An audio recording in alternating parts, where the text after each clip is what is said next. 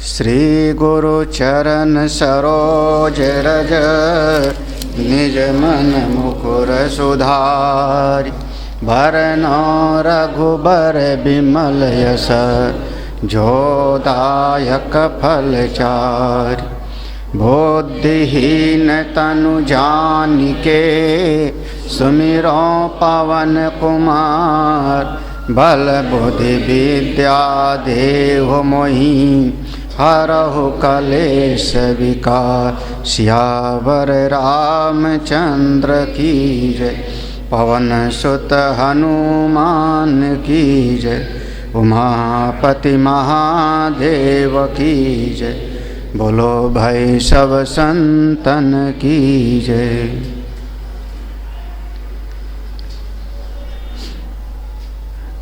श्री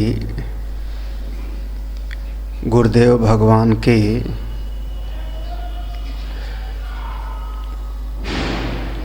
चरण रज से, उनकी कृपा से हम अपने मन को शुद्ध करते हैं। निज मन मुकुर सुधारी, मन रूपी दर्पण को हम साफ करते हैं और फिर भगवान के विमल यश निर्मल यश उनकी महिमा का मैं वर्णन करता हूँ। जो भगवान की महिमा का वर्णन करता है वो और जो सुनता है वो, श्रोता और वक्ता दोनों को चारों प्रकार के फल की प्राप्ति होगी। श्री गुरु चरण सरोज रज निज मन मुकुर सुधारि भरनो रघुबर बिमल यश जोदायक फल चारि बुद्धिहीन तनु जानिके सुमिरो पवन कुमार बल बुद्धि विद्या देव मोहि हरहु कलेश विकार सियावर रामचंद्र की जय पवन सुत हनुमान की जय उमापति महादेव की जय बोलो भाई सब संतन की जय। श्री गुरुदेव भगवान के चरण रज से, उनकी कृपा से हम अपने मन को शुद्ध करते हैं। निज मन मुकुर सुधारी, मन रूपी दर्पण को हम साफ करते हैं और फिर भगवान के विमल यश निर्मल यश उनकी महिमा का मैं वर्णन करता हूँ। जो भगवान की महिमा का वर्णन करता है वो और जो सुनता है वो,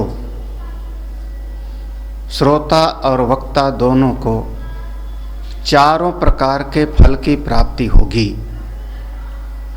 जो दायक फल चारों प्रकार के फल की प्राप्ति होगी। सबसे पहले किसी के भी महिमा का अगर वर्णन करना हो, किसी के भी, भगवान के, भगवान नारायण के, गुरुदेव के और अपने कोई श्रेष्ठ परिवार के लोगों का, किसी की भी चर्चा करनी हो तो सबसे पहली ज़रूरत है कि अपने मन रूपी दर्पण को साफ करो, ठीक करो। दर्पण का काम होता है ज्यों का त्यों प्रकाशित कर दो, ज्यों का त्यों दिखा देना, ये दर्पण का काम है शीशे का। शर्त इतनी है शीशे में कि उसमें 3 दोष न हों। अगर दर्पण में 3 दोष होगा तो यथावत प्रकाशन नहीं होगा, जैसे का तैसा नहीं दिखाई पड़ेगा। पहला दोष तो ये है दर्पण में कि उसके ऊपर धूल मिट्टी जमी होगी, तब आपको ज्यों का त्यों अपना चेहरा नहीं दिखाई पड़ेगा। अगर धूल जमा है, मिट्टी जमा है, आप लाख कोशिश भी करो, दर्पण के सामने खड़े भी हो जाओ, तो अपना प्रतिबिंब हमको ठीक से नहीं दिखेगा। दूसरी बात है कि जो दर्पण है, शीशा है जिसके सामने आप खड़े हो,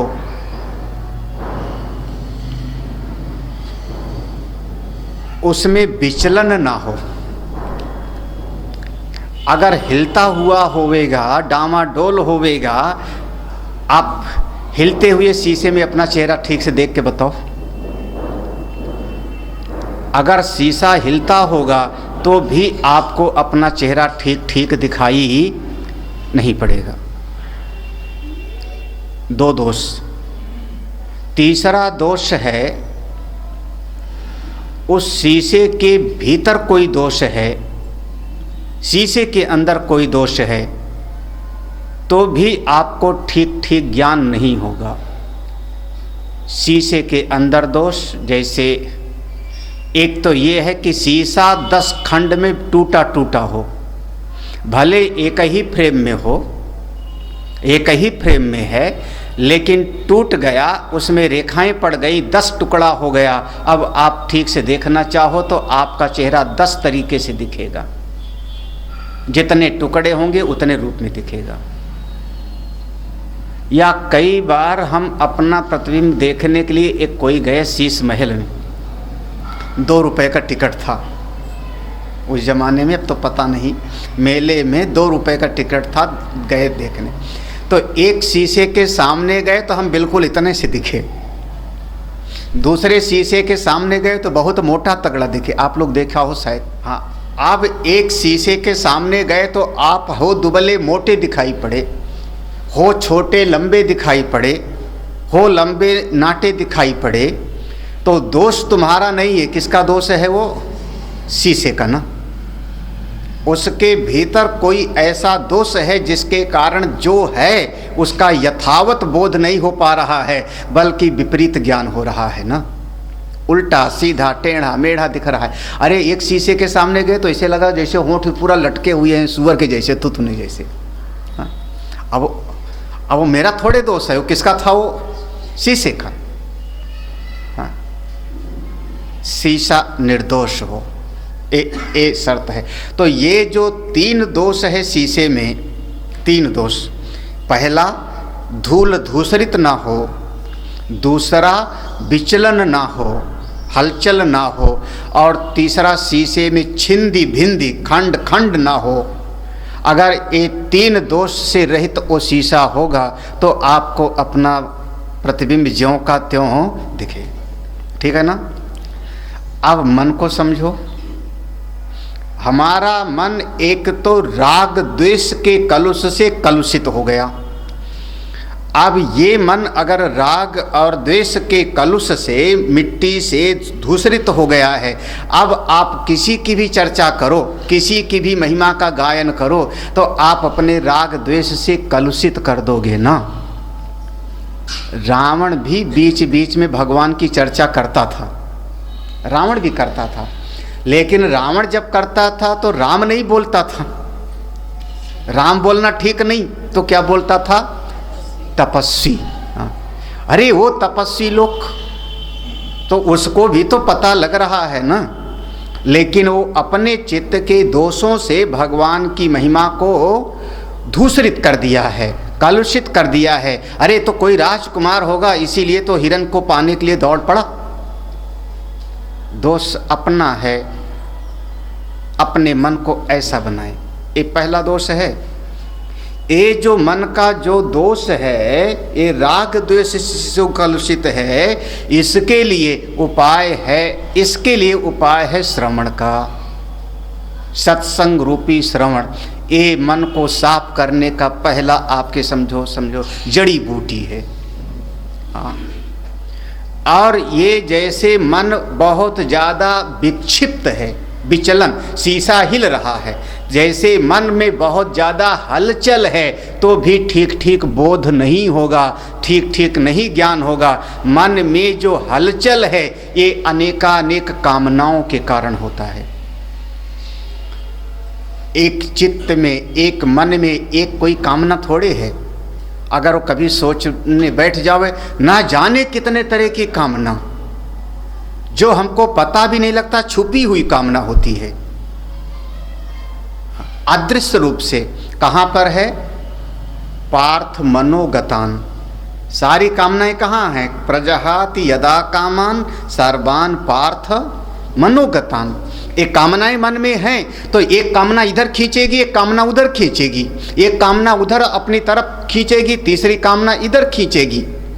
हाँ, जैसे एक बच्चा है, वो बच्चा चला गया मेले में तो एक खिलौने की दुकान है, एक मिठाई की दुकान है, एक बंदर का नाच दिखा रहा है, तो बच्चे का एक बार ध्यान मिठाई की तरफ जाएगा, एक बार खिलौने की दुकान पे जाएगा, एक बार बंदर का नाच देख, तो बच्चे का चारों तरफ ध्यान बटा कि नहीं बटा? ऐसे जीव का जो मन है एक नहीं अनेकानेक कामनाओं से ग्रसित है। तो ये मन जब चारों तरफ विखंडित होता है, हलचल में होता है, तो भगवान की कथा ठीक ठीक समझ में नहीं आती। हाँ, कैसे कहें कि वर्ण रघुबर शब्द ही प्रयोग किया है गोस्वामी, मुकुर सुधारी, सुधारी शब्द प्रयोग किया है ना। सुधार माने उसको सुधार कर, सुधारने का मतलब हुआ कि एक तो उसके ऊपर की गंदगी साफ हो, दूसरे उसके भीतर का जो हलचल है मन का वो शांत हो, और मन के जो हलचल है इसकी शांति का उपाय है उपासना, भक्ति, भगवान के नाम का सुमिरन। ये इसका उपाय है और कोई उपाय नहीं है। और ये जो मन है, इस मन के भीतर वो जो तीसरा दोष है, याद है ना तीसरा दोष? हाँ, खंड खंड, टूटा टूटा सा, हाँ, टूटा टूटा सा। थोड़ा कड़वा हो जाए तो सह लेना। आपका जो मन है ना वो खिंचता है, टूटा हुआ है। किधर? एक तरफ हमारा मन कहता है नहीं नौकरी करूंगा, एक तरफ मन कहता है नहीं भगवान का भजन करूंगा, एक तरफ मन कहता है कि हरिद्वार रहूंगा, ऋषिकेश रहूंगा, एक तरफ मन कहता है कि नहीं नहीं मैं लखनऊ रहूंगा। और मुसीबत तो यह है कि आप सत्संग में आ जाओ तो घर याद आवेगा, और घर चले जाओ तो सत्संग याद। टूटा टूटा हुआ कि नहीं, खंड खंड हुआ कि नहीं हुआ? मन टूटा टूटा सा है। टूटा टूटा माने आधा मन यहाँ पर, आधा मन वहाँ पर। अब जितने लोग हो पहचान लेना। कई बार जो है यहाँ बैठे बैठे जैसे यहाँ से पहुँचोगे कमरे में, वैसे चलो एक बार बच्चे से बात कर लें, अपने जो बाहर रहता है कहीं उससे बात कर ले, तुरंत फ़ोन मिलाया। क्यों? क्योंकि आपका ध्यान कहीं और भी था, आपके चित्त में एक वो भी, आपके दिल में वो दिल के टुकड़े हजार नहीं और न जाने कितने हैं, इधर भी उधर भी उधर भी। तो परमात्मा का स्वरूप ज्यों का त्यों कैसे प्रकाशित हो, कैसे खंड खंड में हो। आप अपने जीवन को बांट चुके हो, आप टुकड़े टुकड़े में बांट चुके हो। कभी ओ, कभी ए, कभी ओ, कभी ओ। खुद विचार करके देखो, और उसमें जीव पिसता रहता है। इसको कहते हैं जैसे एकाग्र हो चित्त, एकाग्र हो, एक पॉइंट पर हो, चित्त की एकाग्रता होवे। दृष्टांत दिया है, जब सुई में धागा डालते हैं तो बिल्कुल एक होता है। जैसे पेन से अगर आप कुछ लेख लिखते हो तो उसमें कोई छेद शाखाएं ना हो, तब आप ठीक प्रकार से लिख पाओगे। ऐसे आपका चित्त बिल्कुल वन पॉइंटेड हो, तब परमात्मा की प्राप्ति होती है। ये तीन दोष हैं, उसके लिए बताया। अब आपके अगर मन में ये चारों तरफ विखंडन है, इसका मतलब है कि आपको वहां भी रस दिखाई पड़ रहा है, वहां भी सुख दिखाई पड़ रहा है, वहां भी सुख दिखाई पड़ रहा है, 10 जगह पर सुख दिखाई पड़ रहा है। इसलिए ना तो अभी आप थोड़ा ज़्यादा चिंतन मनन करो, मनन ज़्यादा करो, क्योंकि मनन करोगे तो आपको दिखेगा कि ये जितने 10 जगह पर हमको सुख दिख रहा है वो सब सुखाभास है। वास्तविक सुख तो कहीं एक जगह पर है, वो सब सुखाभास है।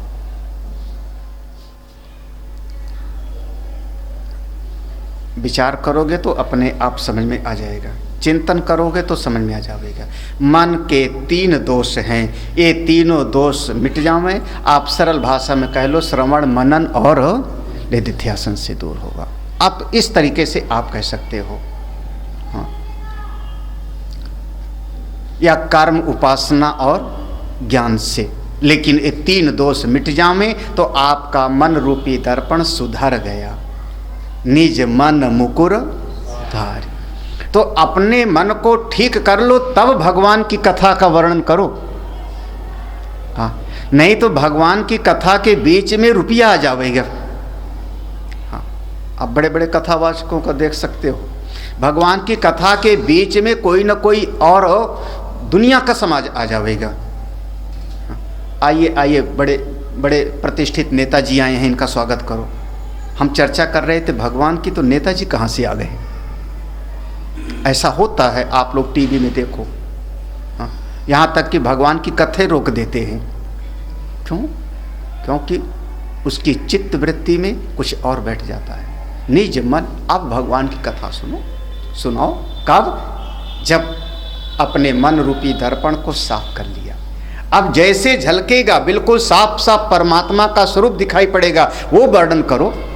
तो किसका वर्णन करो? कल भी शायद हमने कहा था, जो भीतर गया होगा वही तो आप वर्णन करोगे ना।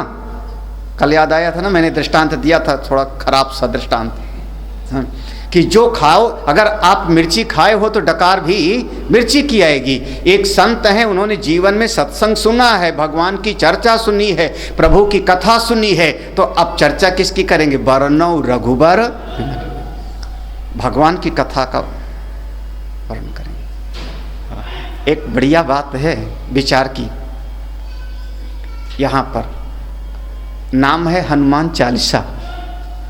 40 लाइन है, 40 पंक्ति है, तो हनुमान चालीसा स्तुति है हनुमान जी महाराज की, महिमा का गायन करना है हनुमान जी को। और ये शुरुआत में कह रहे हैं कि बरनौ रघुबर विमल यश, भगवान के विमल यश की मैं प्रशंसा करने जा रहा हूं, गायन करने जा रहा हूं। तो हनुमान चालीसा है तो हनुमान की करो, फिर राम जी के कहे। गोस्वामी जी कहना है, गोस्वामी जी, एक गोस्वामी जी की पंक्ति है, एक गोस्वामी जी अपनी तरफ से लिख रहे हैं अपने लिए। गोस्वामी जी कह रहे हैं, अगर हनुमान जी को पास बुलाना है तो सबसे बढ़िया भगवान की कथा शुरू कर दो, क्योंकि यत्र यत्र रघुनाथ कीर्तनम, जहाँ जहाँ भगवान की कथा होगी हनुमान जी अपने आप वहाँ पर आ जाते। तो बरनौ रघुबर, मैं भगवान की कथा शुरू करूँगा तो हनुमान जी जहाँ कहीं भी होंगे, ना जाने किस रूप में जरूर यहाँ पर आ जाए। एक जीवन का सत्य याद कर लो, ये जीवन का सत्य है, जीवन का सत्य। किसी का भी किसी से प्रेम हो, हाँ, तो अगर आप एक को प्रसन्न करना चाहते हो तो उसका जिससे प्रेम है उसकी महिमा गाओ। हाँ, समझ रहे कि नहीं? हाँ, अरे एक आदमी का कुत्ते से प्रेम है, हाँ, चलो दुनिया में कहा कुत्ते से प्रेम, आप उसके घर जाओ तो ये कला आलोक से ज़्यादा और कोई नहीं जानता, इनसे ज़्यादा और ये कला किसी को नहीं पता। हाँ, आप उसके घर जाओ तो उसका गुणगान करो, आदमी खुश हो जाएगा। हाँ, आप 1000 रुपये का चंदा चाहते तो 10,000 काट दे भैया, उसमें क्या समझ रहे हो? हाँ, जिससे प्रेम है उसकी चर्चा करो, ठीक है कि नहीं? समझ क्या हुआ? नहीं जमी बात क्या हमारी कुछ? हाँ, ये अनुभवजन्य है, ये अनुभव की बातें हैं। जिससे प्रेम है, हनुमान जी को सबसे ज़्यादा प्रेम किससे है? राम जी से। हाँ, बरनौ रघुबर विमल यशी, जब भगवान की चर्चा करेंगे तो हनुमान जी तो प्रसन्न हो ही चाहिए, उनकी कृपा तो मिल ही जाएगी। 12:9 रघुबर विमल यश उनके। और भगवान का यश कैसा है? विमल है, जिनके यश में कोई भी कलंक नहीं है, जिनके यश में कोई भी कमी नहीं है। अब ना समझों के लिए तो क्या कहा जाए, वो तो भगवान में भी कोई ना कोई ढूंढ ही लेंगे, भगवान पीछे छुप के क्यों मारा। हाँ, 2-4 तो ढूंढ ही लेंगे। हाँ, अरे लेकिन भगवान की महिमा का सनकादि ऋषि लोग, देवता लोग जो वेद निष्ठ हैं, ज्ञान निष्ठ हैं, तपोनिष्ठ हैं, ऐसे महापुरुष लोग गायन करते हैं। भगवान की महिमा विमल है, विमल यश 12:9 विमल यश। क्या होगा? जो दायक फल। जीवन में 4 चीज़ों की हम लोग आकांक्षा करते हैं, उसका नाम है पुरुषार्थ चतुष्टय। पुरुषार्थ कहते हो ना, पुरुषै ही आर्थ्यते इति पुरुषार्थ। पुरुषार्थ शब्द मेहनत के लिए नहीं है। दुनिया में लोग पुरुषार्थ माने कहते हैं ये आदमी बड़ा पुरुषार्थी है, तो पुरुषार्थ को परिश्रम से जोड़ लिया है। पुरुषार्थ का अर्थ परिश्रम नहीं होता। पुरुषार्थ माने पुरुषै ही आर्थ्यते इति पुरुषार्थ। पुरुष मनुष्य जो चाहता है उसका नाम है पुरुषार्थ। 4 भाग में बांटा। क्या चीज चाहते हो? तो कहा 4 चीज चाहते हैं, धर्म, अर्थ, काम और मोक्ष। धर्म, अर्थ, काम, ये 4 क्यों चाहते हो? क्या वास्तव में आप 4 चीज चाहते हो? तो ऋषि ने कहा नहीं, चाहते तो एक ही हैं, चाहते एक ही हैं। ये 4 चीजें उस एक के प्राप्त कराने के साधन हैं, इसलिए 4 हैं। क्या चाहते हैं? धर्म कोई नहीं चाहता, धर्म से मिलने वाला सुख चाहते हैं, क्योंकि पुण्य का फल सुख है, पाप का फल दुख है। ये पूरा हृदय में अच्छी तरह से बिठा के रखना है अगर आप लोग साधक हो तो। धर्म का फल है, परिणाम है, धर्म का परिणाम है सुख, और अधर्म का परिणाम है दुख। परिणाम है, हाँ, पुण्य का परिणाम है सुख, पाप का परिणाम है। अनेक बार इसको हमने प्रवचन में समझाया। अब पहचान में अपनी चित्त वृत्ति को ले आओ। जैसे आप लोग पहचानते हो, अपनी चित्त को सामने रखो और फिर अब विचार करो कि मेरे चित्त में सुखाकार वृत्ति है या दुखाकार वृत्ति है, क्योंकि आप अपने गवाह स्वयं हो, अपने साक्षी हो। अगर आपका मन दुखी है, आपका मन परेशान हो रहा है, तो भले आप यज्ञ वेदी के सामने बैठे हो, भले आप हवन पूजा कर रहे हो या गंगा मैया के किनारे बैठे हो, लेकिन आपके मन में अगर दुख है तो आपके जीवन में कोई ना कोई पाप कर्म है। वो बाह्य क्रिया नहीं है, कहाँ है? भीतर है। अंतरंग क्रिया का फल होता है, क्योंकि आपके चित्त में दुखाकार वृत्ति आ रही। दुख हो रहा है ना, दुख हो रहा है, इसका मतलब आपने अपने जीवन में कोई किया पहचानो।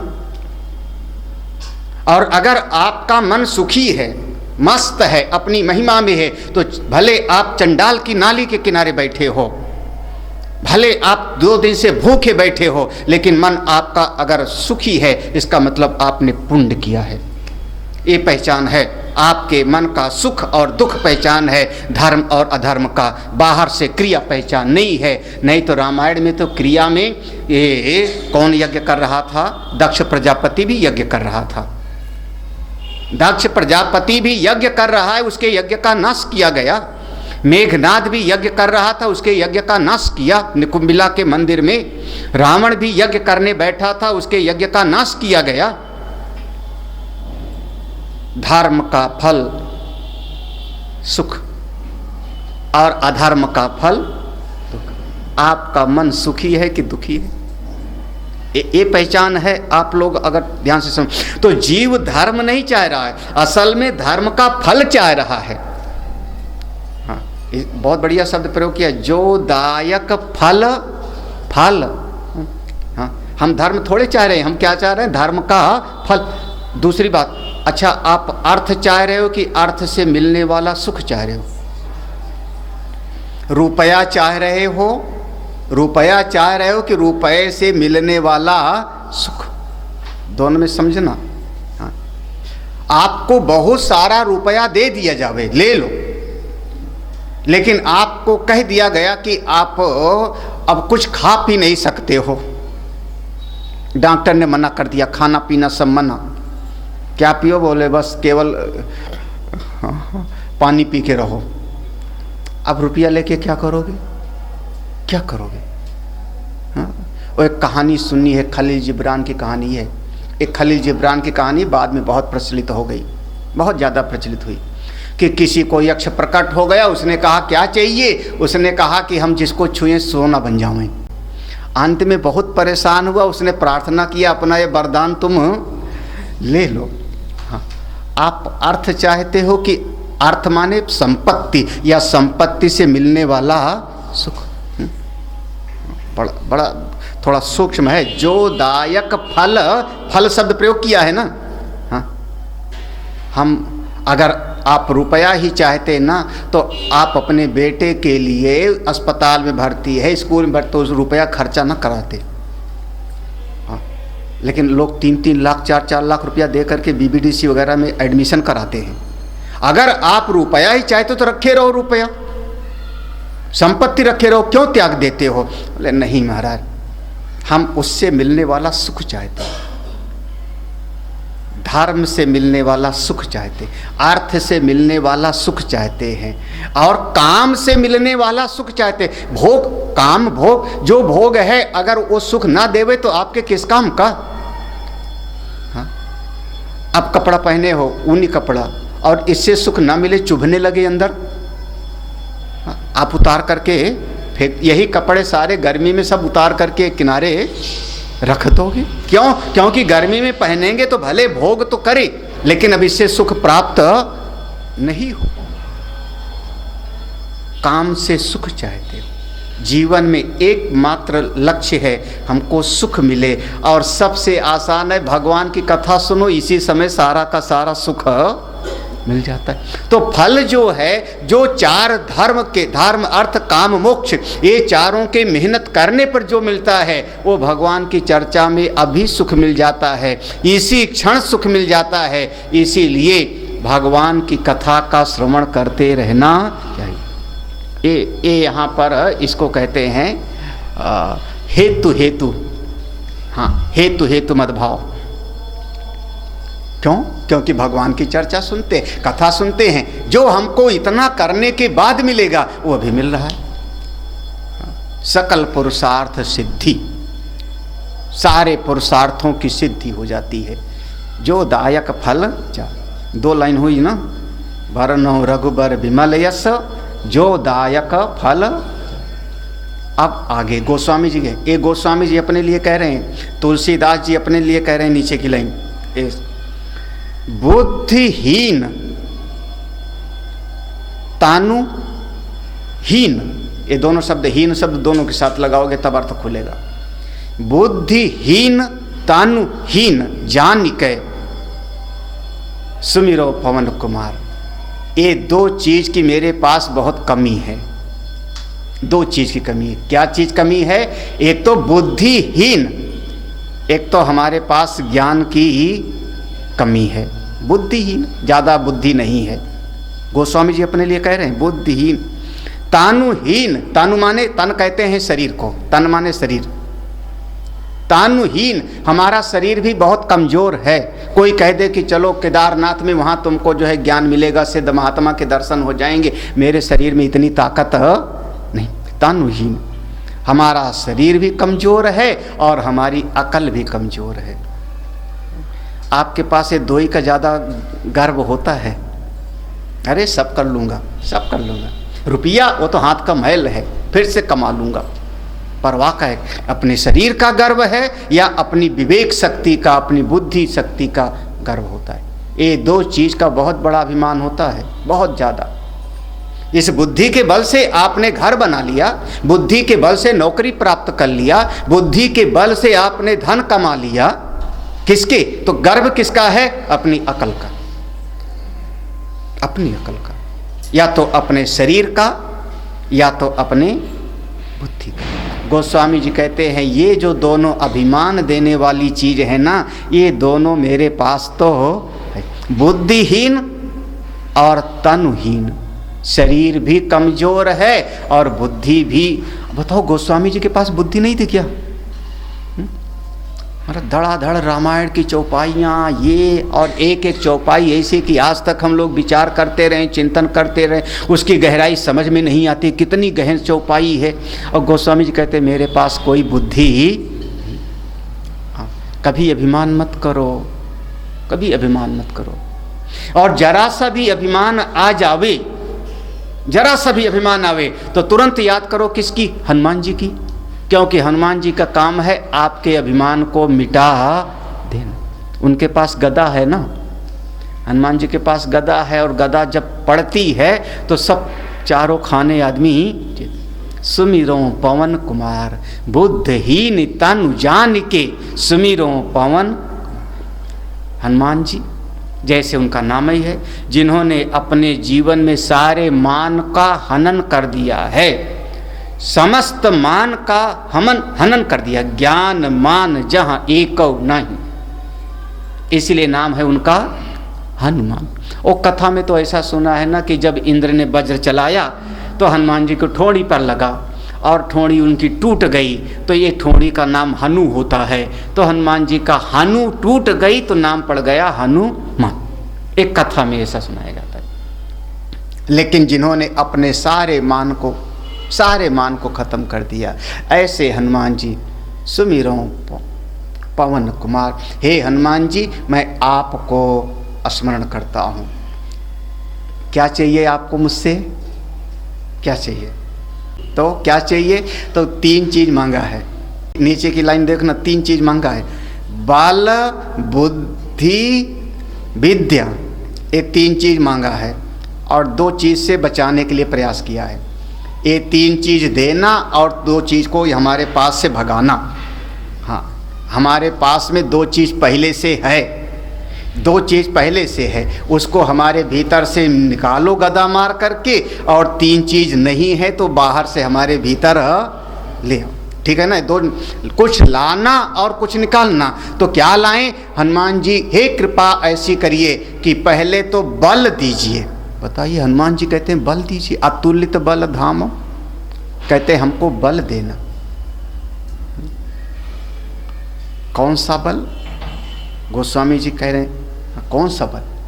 कौन सा बल? शरीर का बल यहाँ नहीं होगा, यहाँ तो एक आत्मबल की जरूरत है।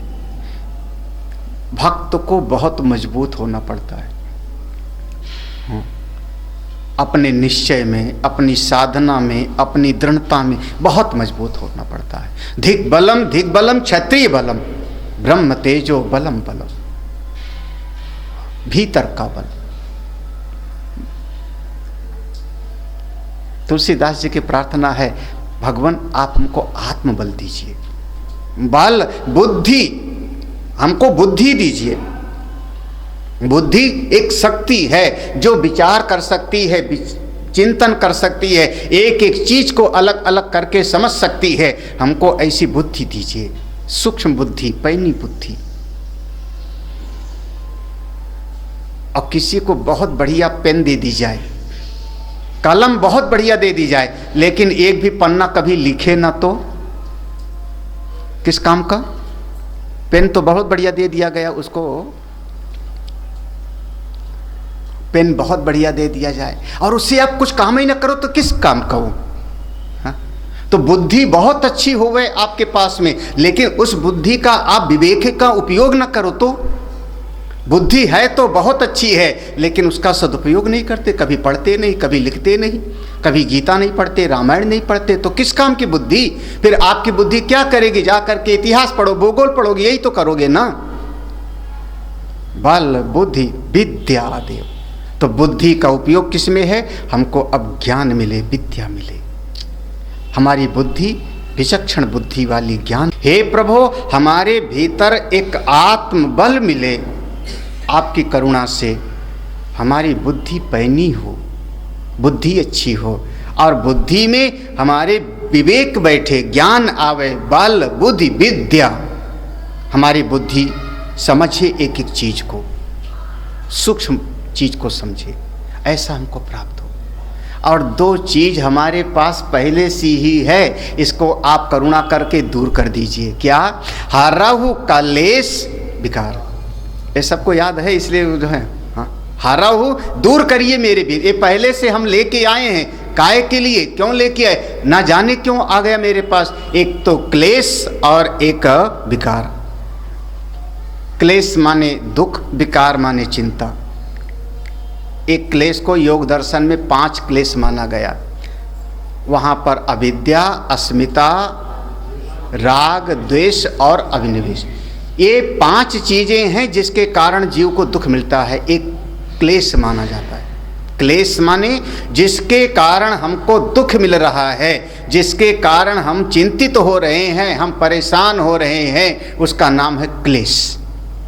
अज्ञान के कारण, अभिमान के कारण, राग के कारण, द्वेष के कारण, और असत में सद्बुद्धि, जो नहीं है उसको वैसे मान बैठे, ये 5 क्लेश हैं, इनको आप दूर करिए। और विकार, विकार हम कहते हैं, विकार माने उसको समझिए जैसे कभी हमारी पृथ्वी माँ में, पृथ्वी है तो कहीं पर जमीन के भीतर, पृथ्वी माँ के भीतर ही देखोगे तो एक बंजर जैसा दिखाई पड़ने लगता है, ऊसर। वो क्या है? पृथ्वी में एक हो गया विकार हो गया, वो उसका गुण बदल गया। पृथ्वी माँ का गुण है फसल देना, वनस्पतियों को पैदा करना। एक बीज डालते हैं 100 दाना बन करके हमको वापस मिलता है, लेकिन अब उसमें एक विकार पैदा हो गया तो रेत हो गया, बंजर हो गया। उसी प्रकार से आपके भीतर, आपका जो भीतर है, इसके भीतर परमात्मा का प्रेम हो, भगवान से अपनापन हो, भक्ति हो, दया करुणा हो, लेकिन एक विकार पैदा हो गया आपके अपने कर्मों से, अपने ही व्यवहार से ऐसा एक व्यवहार पैदा कर लिया जिसके कारण अब आपका चित्त विक्षिप्त हो गया। यहाँ पर शब्द है कार। कार माने क्रियात्मक धातु है। विपरीत व्यवहार होने लगा। आप हो सतस्वरूप, अपने आप को मान बैठे मरने वाला। आप हो चित्त स्वरूप, मान बैठे मूर्ख। आप हो आनंद स्वरूप, मान बैठे दुख वाला। विकार हो गया, जो नहीं हो वो मान रहे हो, उल्टी समझ हो गई, विकार। अरे दूसरी बात में कहें, शरीर एक दिन मरने वाला है और मान क्या बैठे कि हम हमेशा रहेंगे। अब आज एक जगह पर महाराज जी का दर्शन, एक जगह पर गए थे, वहाँ इतना बड़ा गेट, वो हमको वो गेट देख करके लगा कि बिल्कुल ये पुराने ज़माने में इतने बड़े दरवाज़ा, लकड़ी का, इतनी मोटी मोटी का, पल्ले का। तो उस समय में हाथी दरवाज़ा बोला जाया करता था कि जिसे हाथी पर बैठा हुआ सवार चला जावे। उतने बड़े बड़े इसीलिए बनते रहे होंगे। तो जिस समय बनना होगा उस समय उसका क्या वैभव रहा होगा। धीरे धीरे किसने बनवाया, कब बनवाया, नाम पता सब गायब। नाम पता तक कोई नहीं जानता। लेकिन दुनिया में लोग क्या कहते हैं, हमारा नाम अमर रहेगा। कौन जानता है सृष्टि में? सृष्टि में कहाँ कुछ है। विकार माने जो है उससे विपरीत व्यवहार करना, उल्टा व्यवहार करना। आप हो तो परमात्मा के, लेकिन मान बैठे संसार का, संसार के मान बैठे। बस ये है विकार। विकार का परिणाम हृदय में विक्षेप, हृदय में चिंता। हनुमान जी महाराज ऐसी कृपा करिए, मेरे मन का क्लेश और विकार दूर करिए, बल बुद्धि और विद्या हमको प्रदान करिए, जिससे हम भगवान के विमल यश की महिमा का गान कर सकें। ये दो दोहा यहाँ पर पूरा हुआ। इसके बाद अब हनुमान चालीसा शुरू होता है। ये जो हमारी पुरानी प्रक्रिया थी उसमें कोई 5 श्लोक का अगर होता था स्तुति, किसी की महिमा का वर्णन किया 5 श्लोक का, तो उसको हम पंचकम बोल देते थे। जैसे भगवान शंकर जी के 5 अक्षरों का मंत्र है ओम नमः शिवाय, तो उसमें जो 5 श्लोक में स्तुति है उसको हम कहते हैं पंचाक्षरी स्तोत्र। 5 श्लोक है। 6 श्लोक में कोई होगा तो नाम देंगे षटकम। षटकम 6 श्लोक में स्तुति है। 8 श्लोक में कोई स्तुति होगी तो उसको हम कहेंगे अष्टकम, रुद्रा अष्टकम, है ना, नमाम ईश मीशान। ये 8 श्लोक हैं। 8 श्लोक है। तो ऐसी गिनती के अनुसार होता था। तो ये जो 40 शब्द है, 40 में 40 चौपाई है, इसलिए नाम पड़ा इसका हनुमान 40। और ये 40 चौपाई में हनुमान जी की महिमा का वर्णन है। गोस्वामी जी हनुमान जी का गायन करते हैं, क्योंकि अगर हनुमान जी को पास बुलाना है तो राम जी की कथा करो, हनुमान जी आ जाएंगे। ये दोनों का एक दूसरे से अन्योन्य संबंध है। और अगर हनुमान जी को बुलाना है तो राम जी की कथा करो, एक दूसरे के पूरक हैं जी। अरे हाँ, क्योंकि जब अब देखो, फिर आप ले आओ गीता जी, ले आओ गीता जी से पक्का करो। उदारा सर्व एवैते ज्ञानी तु आत्मैव मे मतम। हाँ, क्योंकि ज्ञानी मेरी आत्मा है, भक्त मेरी आत्मा है, और जो मेरी आत्मा है उससे मैं बहुत प्रेम करता हूँ। अहम सचमी, मैं उसमें रहता हूँ और वो मुझ में रहता है। तो अगर आप भक्त की चर्चा करोगे तो भगवान दौड़े चले आएंगे। दोनों बातें हैं। भक्त की चर्चा करोगे भगवान का दर्शन होगा, और भगवान की चर्चा करोगे तो भक्त की चर्चा होगी। ये दोनों का अन्योन्य संबंध है। पहला शब्द शुरू किया, जय हनुमान ज्ञान गुण सागर, जय कपीस तिहुँ लोक उजागर। हे हनुमान जी आपकी जय हो, आपकी जय हो। आप लोग बोलते हो ना धर्म की जय हो, धर्म की जय हो, हनुमान जी की जय हो। जय तो उनकी पहले से ही आपके बोलने से थोड़े हो भैया, जय तो पहले से ही है। जय का मतलब होता है कि उनके चित्त में जो भाव आता है वो पूरा होकर रहता है। उनके मन में जो वृत्ति पैदा होगी, जो इच्छा पैदा होगी, सब पूरा हो जाएगा। यही उनका जयकार है।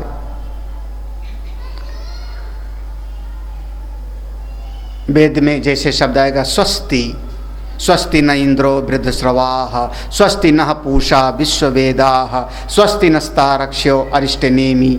स्वस्ति, स्वस्ति माने आपके मन की जो इच्छा है सो पूरी हो, क्योंकि आपके मन रूपी मुकुर तो शुद्ध हो चुका है ना। आपका मन तो शुद्ध दर्पण है, तो आपके मन में जो संकल्प होगा समष्टि का संकल्प होगा, ईश्वर का संकल्प होगा, तो जो आपकी इच्छा हो सो पूरी हो। अगर आपने अपने मन को इतना अच्छा बना लिया तो जो आपके मन में इच्छा होगी वो परमेश्वर उसको पूरा करेंगे। कुछ यो यम यम कामयते, अभी श्रुति है, वेद है, यो यम यम कामयते, जो जिस जिस चीज की कामना करता है वही वही चीज उसको प्राप्त हो जाती है। जिसके लिए कोई कामना करता है उसके प्रति वही भाव पैदा हो जाता है। इसी को आप कहते हो वरदान दे दिया या श्राप दे दिया, वरदान या श्राप। क्यों? क्योंकि वो जो महापुरुष हैं उनके चित्त में अपनी तो कोई कामना है ही नहीं। उन्होंने अपने मन को शुद्ध बना लिया, अपना कोई राग नहीं, अपना कोई द्वेष नहीं, अपना कोई कलुष नहीं है, अपनी कोई कामनाएं नहीं, तो मन उनका शुद्ध है। ऐसा शुद्ध मन भगवान के काम करने का एक हथियार है, सहारा है। परमेश्वर जब काम करना चाहते हैं तो ऐसे शुद्ध मन के द्वारा काम करते हैं। तब ऐसे महापुरुषों का वर्णन आया कि इन महापुरुषों की शरण में कोई गया और उसने प्रणाम किया, उनके चित्त से निकला, जाओ तेरा कल्याण हो जावे। वो परमेश्वर पूरा करते हैं, समष्टि वहां काम करती है। और उनके चित्त से निकला कि तेरा नुकसान हो जावे, सत्यानाश, जा तू इसी समय अजगर बन जा। बन जाना पड़ता है। हाँ?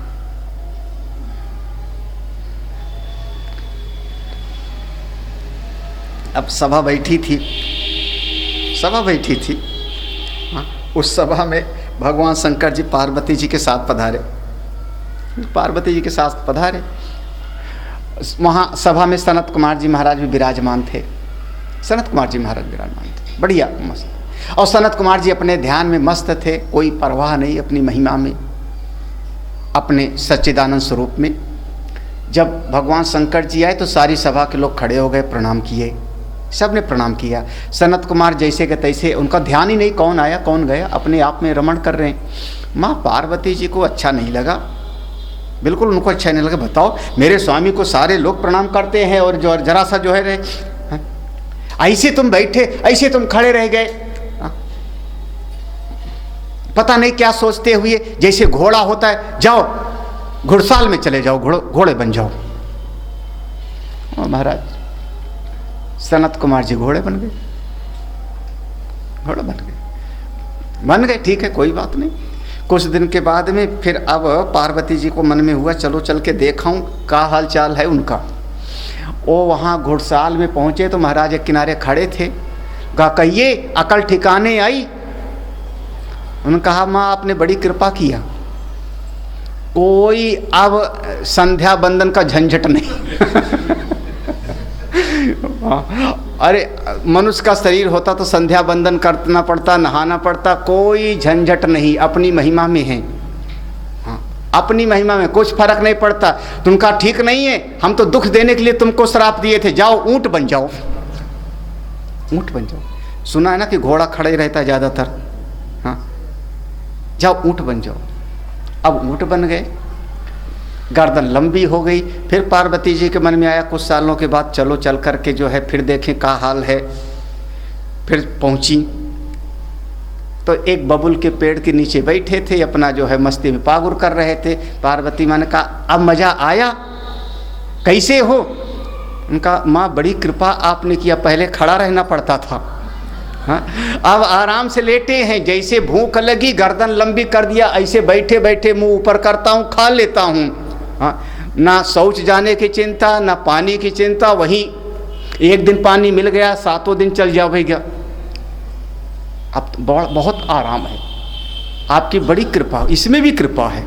माँ पार्वती ने कहा, ये तो गड़बड़ हो गया, चलो कोई बात नहीं, अब तुम ठीक ठाक हो जाओ, हम दुख देने के लिए किए थे तुमको, और जब दुख ही नहीं तो फिर अपने पहले जैसे हो जाओ।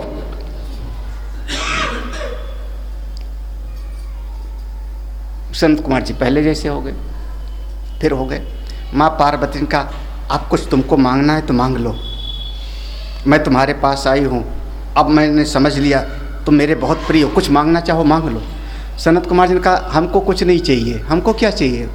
मैं जानता हूँ कि मैं आत्मा हूँ, शरीर किसी भी हाल में रहे, शरीर चाहे स्वस्थ हो बीमार हो, चाहे पशु हो चाहे मनुष्य के शरीर में हो, मैं जानता हूँ कि मैं भगवान का हूँ, आत्मा हूँ, मुझको कुछ नहीं चाहिए।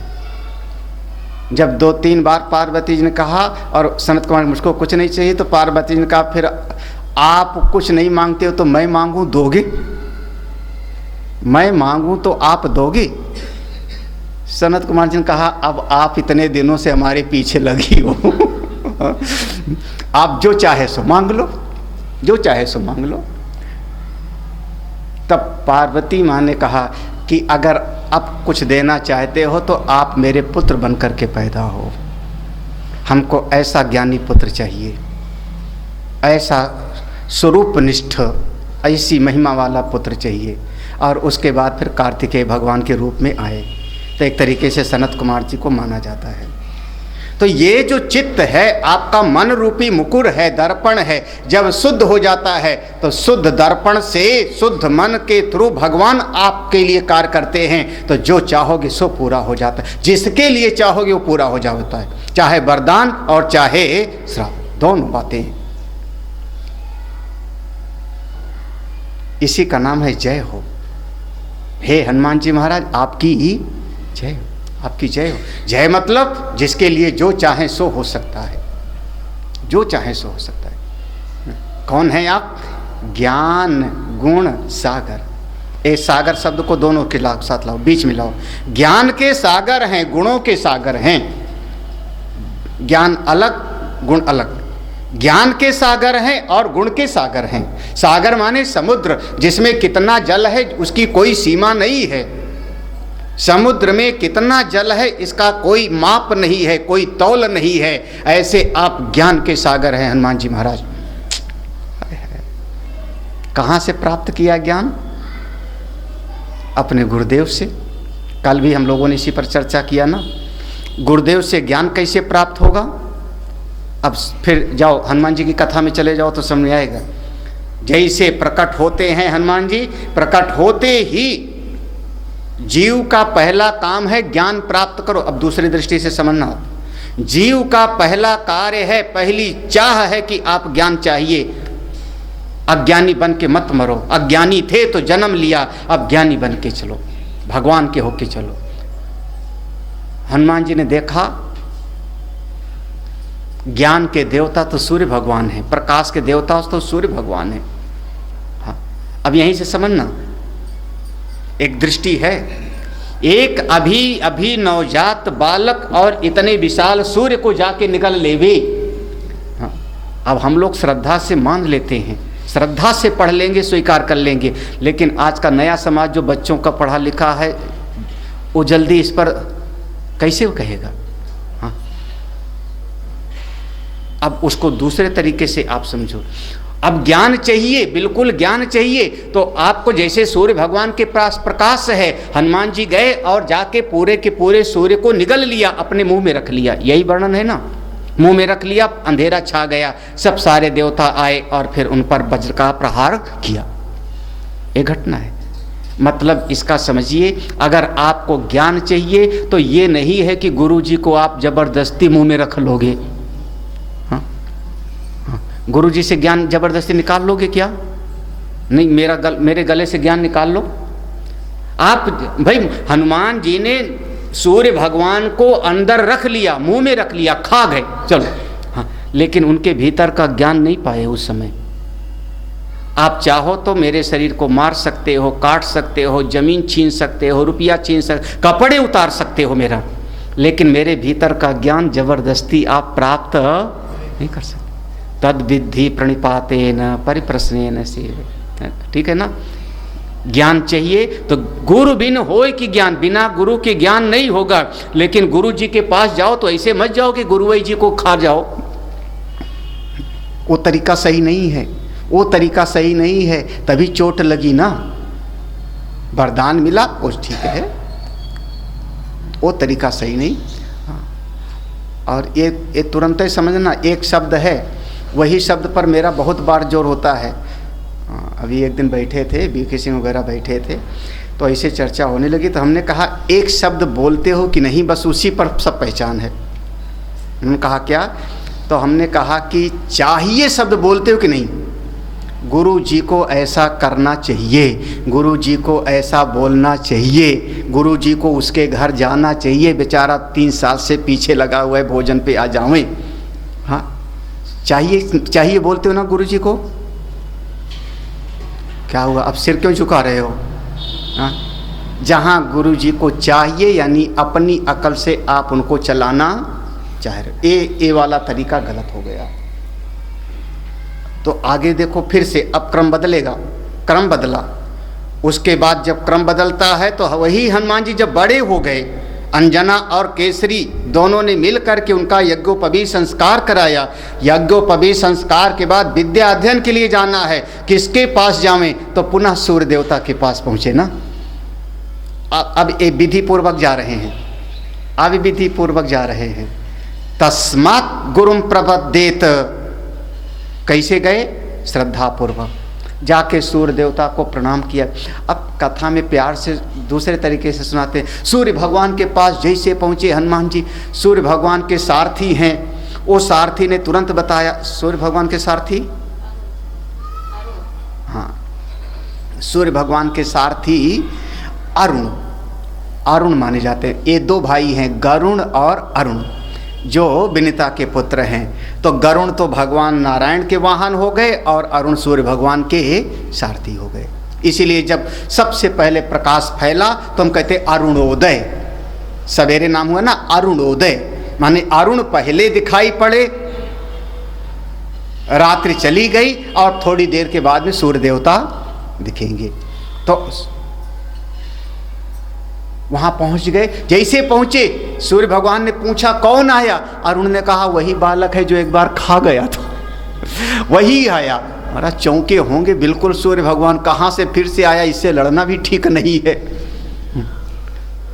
आकर के हनुमान जी ने प्रणाम किया होगा, क्योंकि गुरु जी के पास जाओ तो पहले प्रणाम करो। हनुमान जी ने प्रणाम किया।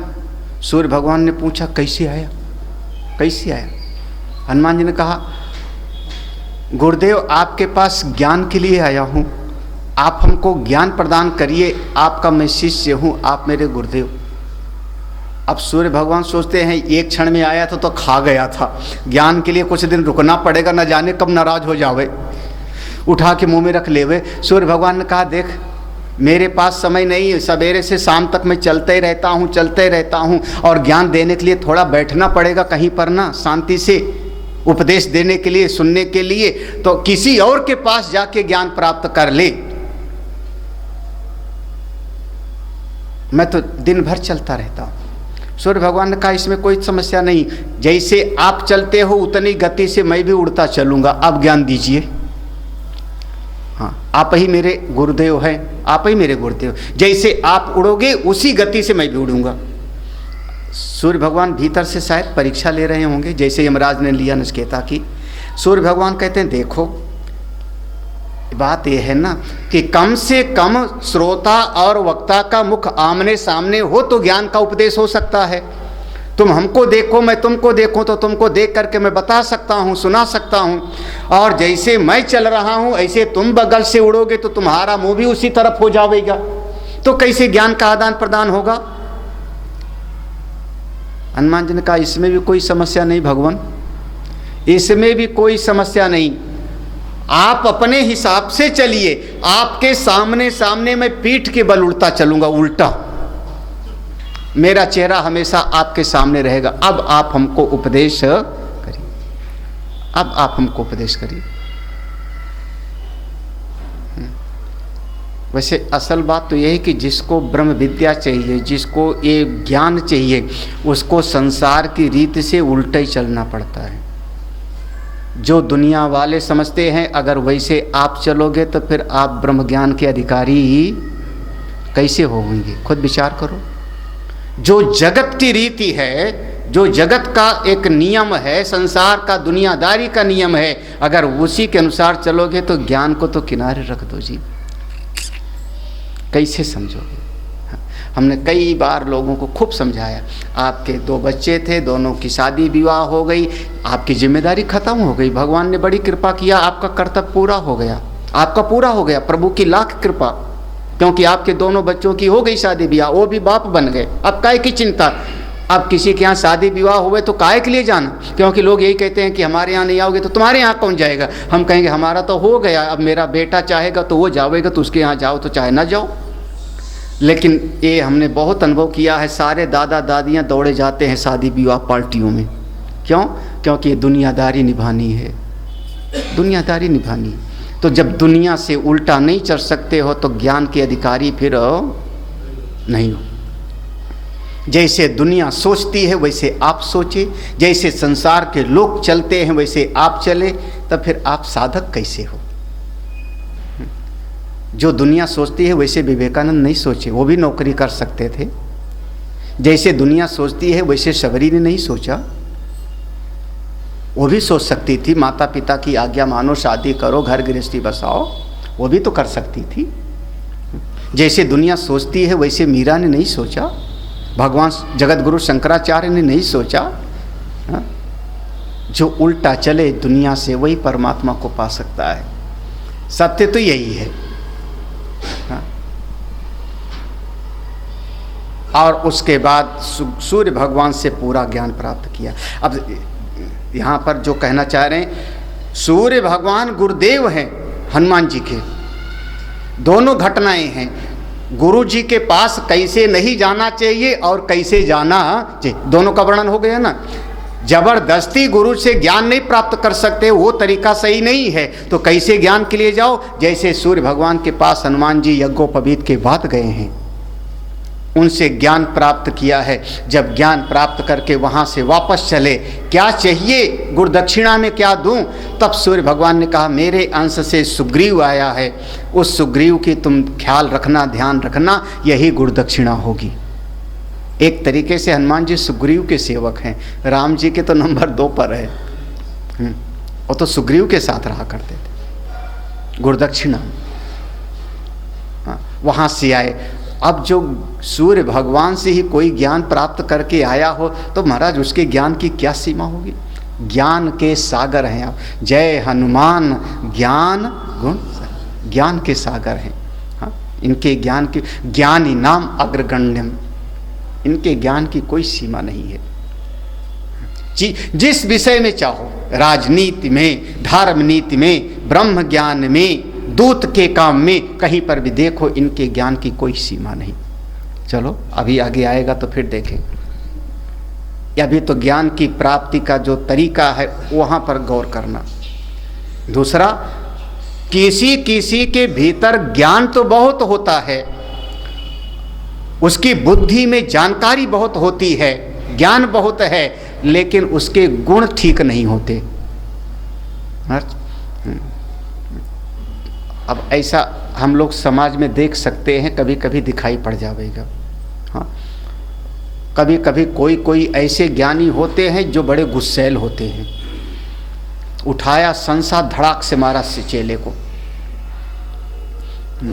शायद चारों वेद जिनको कंठस्थ था, चारों वेद की एक एक ऋचाएं जिनको कंठस्थ थी, गोकुल में रहा करते थे पूज्य स्वामी बिरजानंद सरस्वती, उनका नाम था बिरजानंद सरस्वती। बहुत क्रोधी स्वभाव के थे, जिनके दोनों आँख नहीं थी, दोनों आँख नहीं थे और बहुत बहुत गुस्सैल थे। उनके पास जाते हैं, जब नाम सुना है आप लोगों ने, नाम था मूल शंकर, मूल शंकर। और बाद में जब सन्यास दिया तो बिरजानंद सरस्वती, तो शिष्य का नाम हुआ दयानंद सरस्वती। जरा सा पानी भरने के लिए कहा, पानी लाने में देर हो गई, उठा के संसा मारा, जिंदगी भर उनको जो है निशान घाव पड़ा रहा। ज्ञान तो बहुत था लेकिन थोड़ा क्रोध भी। हाँ, किसी को ज्ञान तो बहुत है, ज्ञान बहुत है, लेकिन कभी लोभ दिखाई पड़ जाता है। ज्ञान तो बहुत, तो ज्ञान के साथ में गुण भी होवे, सोने में सुहागा, ये बहुत बहुत बिरला कभी होता है जब दोनों चीज होवे। अरे सीधे हम कहें और समझना, ज्ञान बहुत है, अपनी महिमा में निष्ठ हैं, एकांत में बैठे हैं, उनको संसार से क्या लेना देना, लेकिन भीतर दया हो, करुणा हो, जो ज्ञान हमने प्राप्त किया वो समाज को भी प्राप्त हो, तो ज्ञान भी हो गया और साथ में गुण भी हो गए। चलो नाम ले देता हूँ। पूज्यपाद हमारे स्वामी तपोवन महाराज, उनके लिए कहा जाता है वो 6-6 घंटे बैठे रहते थे एक जगह पर, 8-8 घंटे बैठे रह जाऊँ। कहाँ जाना, काय के लिए जाना, वहीं उत्तर काशी में विश्वनाथ मंदिर पर एक किनारे बैठ गए, 8-8 घंटे वहीं बैठे रह जाए एक आसन पर, बिना हिले डुले, अपना कुछ पढ़ रहे हैं, स्वाध्याय कर रहे हैं।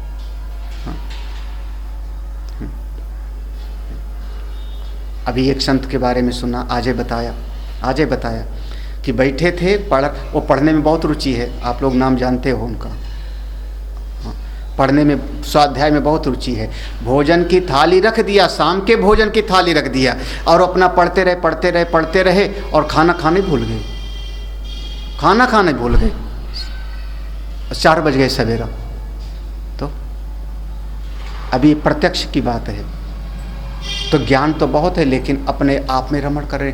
गुरुदेव के भीतर वो एक दया आई, करुणा आई कि जो ज्ञान हमको मिला, ये ज्ञान सारे समाज को भी मिले, तो थोड़ा एक प्रेम का गुण बढ़ गया ना, दया का गुण बढ़ गया ना। तो ज्ञान भी हो और साथ ही साथ गुण भी हो। गुण माने यहाँ पर सद्गुण हो, दया, प्रेम, करुणा, उदारता, क्षमा, सहनशीलता, ये दोनों हमारे हनुमान जी में है, दोनों हनुमान जी। हाँ, अच्छा, सेवक खूब अकल वाला होवे और स्वामी थोड़ा बेअकल वाला होवे, तो सेवक कभी कहेगा ना कि हम तो कुछ कहाँ फंस गया इसके साथ, नहीं समझ रहे। अरे समझो, शिष्य थोड़ा अकल वाला होवे और गुरुजी थोड़ा कम अकल वाले होवे तो शिष्य टिकेगा क्या गुरुजी के पास? सुग्रीव भयभीत है, सुग्रीव डरा हुआ है, भयभीत है, सुग्रीव पलायनवादी है, सुग्रीव कामासक्त है, सुग्रीव के मन में राज्य की लालसा है। और ऐसे आदमी की सेवा कौन कर रहे हैं? हमारे हनुमान जी। आज के समय में दिखाई नहीं पड़ेगा। आज के समय में तो कहेंगे बताओ हद हो गई। ज्ञान गुण सागर, सहनशीलता कितनी है हनुमान जी में, उदारता कितनी है। जय हनुमान ज्ञान गुण सागर। हे भगवान आपकी जय होवे, आप ज्ञान के सागर हो और गुणों के भी सागर। ठीक है, आगे बढ़ूं। जय कपीस तिहु लोक उजागर, हे कपियों के स्वामी आपकी जय हो। ये हनुमान जी का संबोधन है, जय कपीस। कपीस, कपि माने जो सेना है, बंदर भालू सबके। कापी धन ईश बराबर कपीश, आप कपियों के ईश्वर हो। अब ये थोड़ा सा उल्टा बोला जा रहा है, क्योंकि जो बंदर भालुओं की सेना थी उसके स्वामी है सुग्रीव, राजा सुग्रीव थे।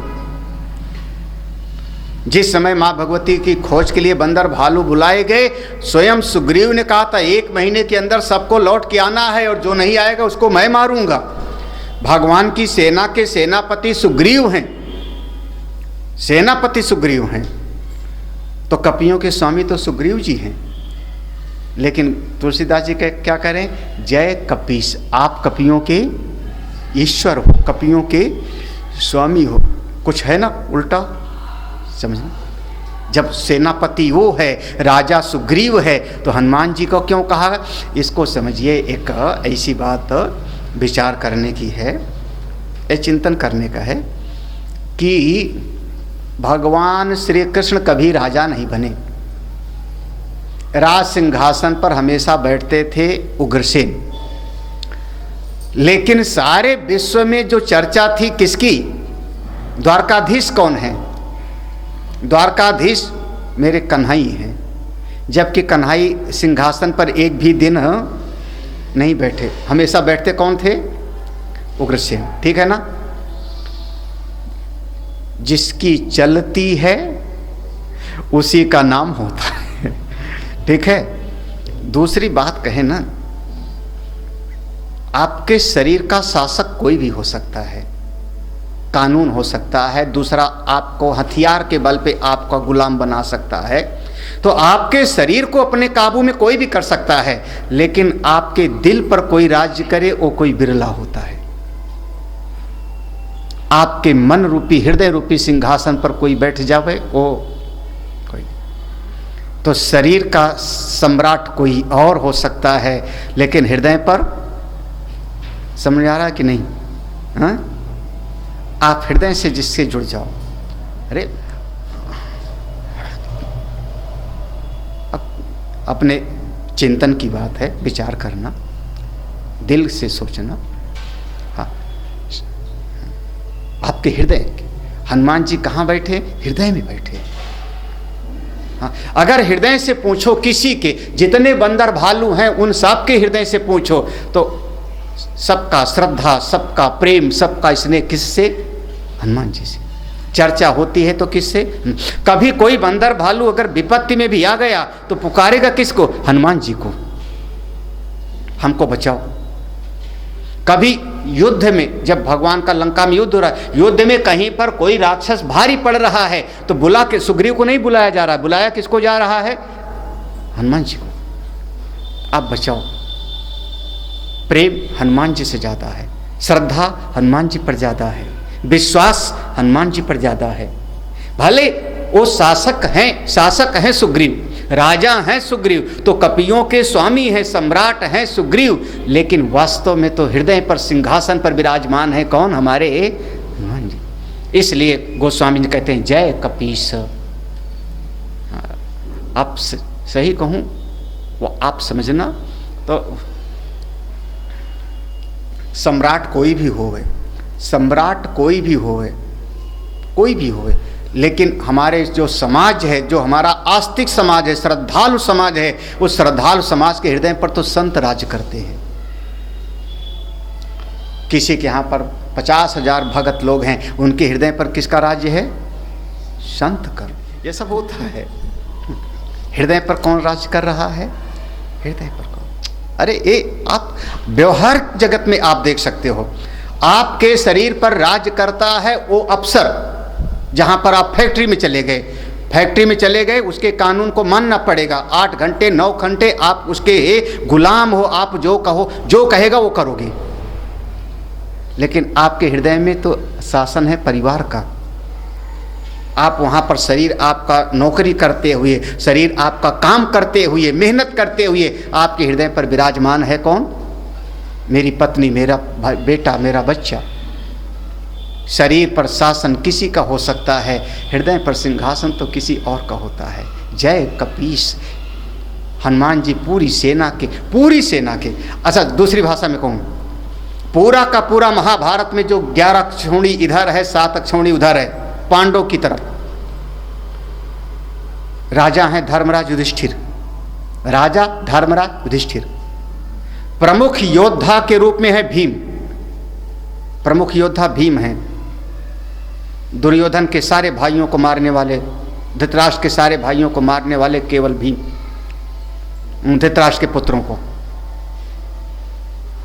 अर्जुन तीसरे नंबर पर थे, लेकिन पूरी सेना में सबके हृदय पर शासन करने वाले भगवान मेरे कन्हई हैं कि नहीं?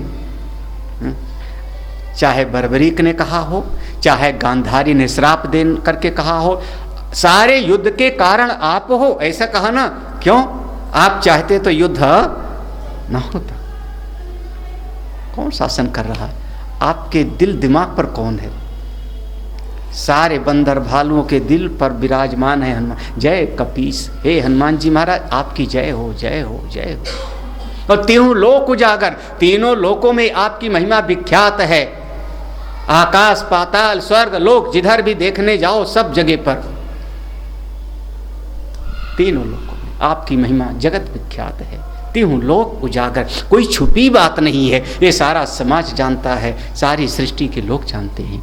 हे हनुमान जी महाराज, आपकी जय हो, आपकी जय हो। आप कृपा करो, करुणा करो। उनकी कृपा हो, आपके सारे क्लेश विकार सब दूर हो सकते हैं। अगली चौपाई है, जय हनुमान ज्ञान गुण सागर जय। हम सबको याद है वैसे पूरा हनुमान चालीसा ना, हम सबको याद है हनुमान चालीसा। अब अर्थ पे थोड़ा जानना। जय कपीस तिहु लोक उजागर। काम क्या है आपका? रामदूत अतुलित बलधाम। आप भगवान राम के कार्य करने वाले रामदूत। ये हनुमान जी का अपना असली परिचय, ये यही कहते रामदूत मैं मातु जानकी। देखो, माँ भगवती के सामने अगर अपना परिचय दिया है तो क्या कहा? रामदूत मैं मातु जानकी, मैं राम जी का दूत हूँ। रावण के सामने परिचय दिया तो तासु दूत मैं उनका दूत हूं। अरे मैं भगवान का काम करने वाला हूं। कभी मन में ऐसा ठान लो, अपने लिए क्या करना यार, जो करना था। और आप अपने लिए क्या, जो आपके शरीर के प्रारब्ध में होगा, आपके बिना किए भी मिल जाएगा, बिना किए भी मिल जाएगा। अगर शरीर के प्रारब्ध में होगा तो क्या कहते हो, एक्सीडेंटल प्राइम मिनिस्टर। हाँ, बिना चुनाव लड़े भी प्रधानमंत्री बन गया था, बिना चुनाव लड़े। मनमोहन सिंह कभी चुनाव लड़े थे? हाँ, उनको राज्यसभा के थ्रू लाया गया, राज्यसभा के थ्रू लाया गया ना। तो अब बेचारे चुनाव लड़ के परेशान हैं और मर जाते हैं और प्रधानमंत्री ही नहीं बन पाते।